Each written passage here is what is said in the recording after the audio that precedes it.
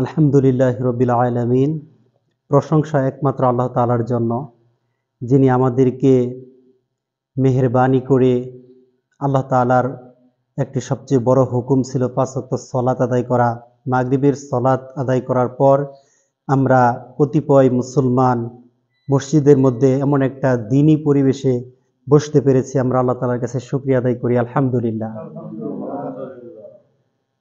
আজকে আসরের নামাজের পর দাওয়াতের কাজে আমরা কয়েকজন মানুষের কাছে গিয়েছিলাম।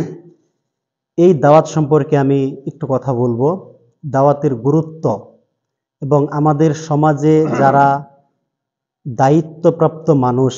রাসূলুল্লাহ সাল্লাল্লাহু আলাইহি ওয়াসাল্লাম বলেছেন, প্রত্যেক পরিবারের মধ্যে একজন করে দায়িত্বপ্রাপ্ত মানুষ আছে।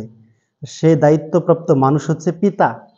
একজন ঘরের মধ্যে পিতা হচ্ছে দায়িত্ববান।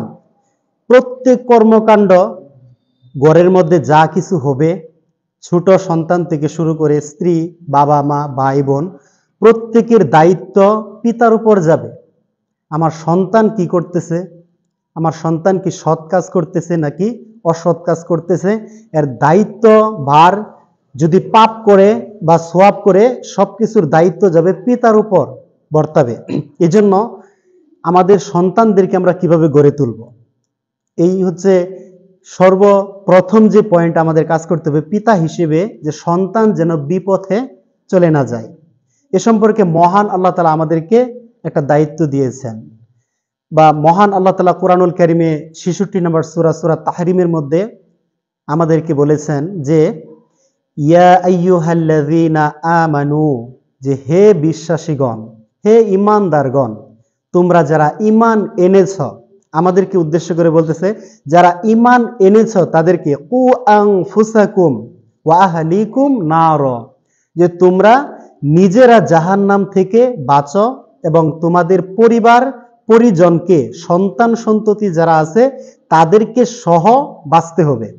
এখন আমি একা একা সালাত আদায় করব, একা একা নামাজ পড়বো, একা একা সিয়াম পালন করবো, আল্লাহর ইবাদত করব, যতটুকু সময় পাই মসজিদের সময় যদি পাই আসবো, সময় না পাইলে আসবো না, এরকম যদি হয় তাহলে আমার সন্তান আমার কাছ থেকে শিখতে পারবে না। তাই কিভাবে আমরা পরিবার সহ, বাবা মা, ভাই বোন, তারপর আত্মীয় স্বজন সবাইকে নিয়ে আমরা কিভাবে জাহান্নামের আগুন থেকে বাঁচতে পারি, সেই চেষ্টা আমাদের করতে হবে।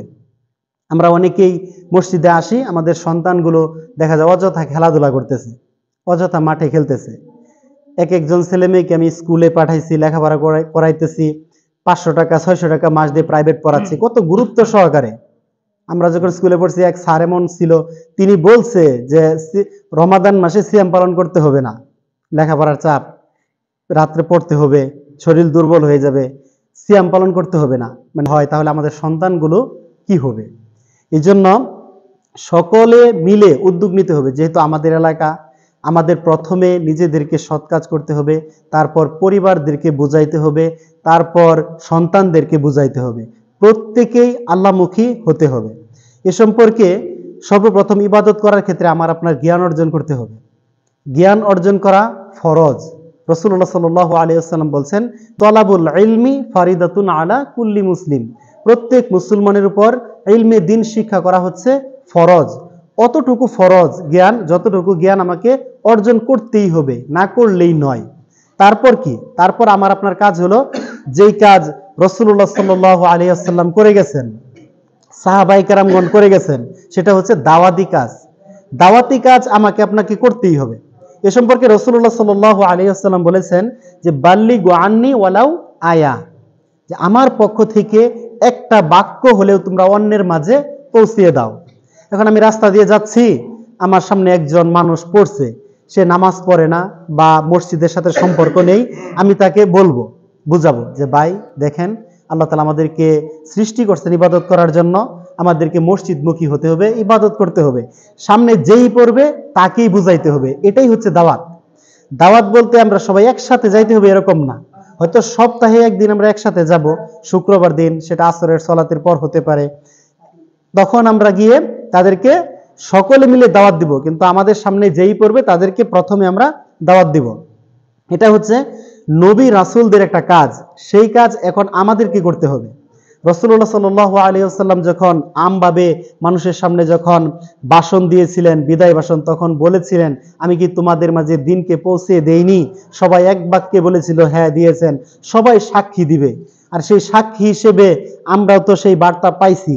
যদি এখন আমরা সেই কাজ যদি না করি, দাওয়াতি কাজ যদি আমরা না করি, তাহলে আমরা কিন্তু কিয়ামতের দিন সেই সাক্ষী হিসেবে আমরা আসামি হয়ে যাব।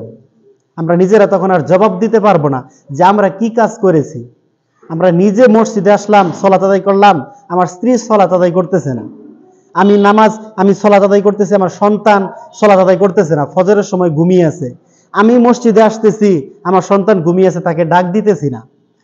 মনে করেন 10 বছরের একটা সন্তান, 11-12 বছরের একটা সন্তান ঘুমিয়ে আছে, আমরা ডাক দিই না, বলি কি শীত, এখন উঠতে পারবে না, বা লেখাপড়ার চাপ আছে, একটু সকালে, ঠিকই সকালে 6টার সময় এটা প্রাইভেটে যাবে, কিন্তু ফজরের সময় আমরা ডাক দিতেছি না, বলতেছি কি কষ্ট হবে। এখন ঘরের মধ্যে যদি আগুন লেগে আগুন যদি ঘরের মধ্যে লেগে যায়, তখন কি আমি পিতা হিসেবে কি একাই বের হয়ে যাব, নাকি সন্তানদেরকে জোর করে নিয়ে বের হব? তখন কিন্তু জোর করে নিয়ে বের হয়ে যাব। ঠিক এরকম ভাবে এই সালাত আদায় করার ক্ষেত্রে, আল্লাহ তাআলার ইবাদত করার ক্ষেত্রে আমাদেরকে তাদেরকে জোরপূর্বক তাদেরকে বুঝাইতে হবে এবং তাদেরকে মসজিদমুখী করতে হবে।